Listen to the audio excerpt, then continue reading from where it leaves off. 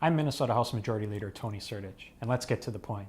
With me today is Representative Ryan Winkler, the author of the 35W Bridge Victims Bill, and we wanted to have him on today to talk briefly about that bill that passed the Minnesota House today in a bipartisan fashion. Ryan, you want to fill us in?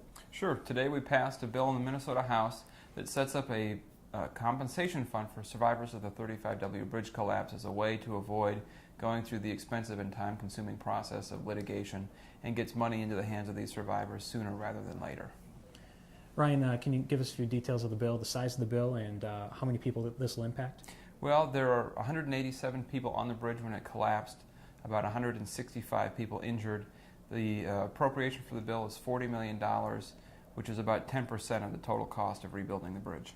Okay, and there were some folks who lost their lives on that bridge. Can you fill us in on Sure, details there were of that? 13 people who lost their lives on the bridge, all of whom had family they left behind, and there were about 150 people who were injured. Okay, and I know a lot of folks out there remember the bus with the school kids on this. Can you talk a bit about them? Sure, that was a group of kids from a community center called Wade House in Minneapolis, and they were a part of a youth program that involved a field trip. Unfortunately, the field trip that day ended when the bridge collapsed.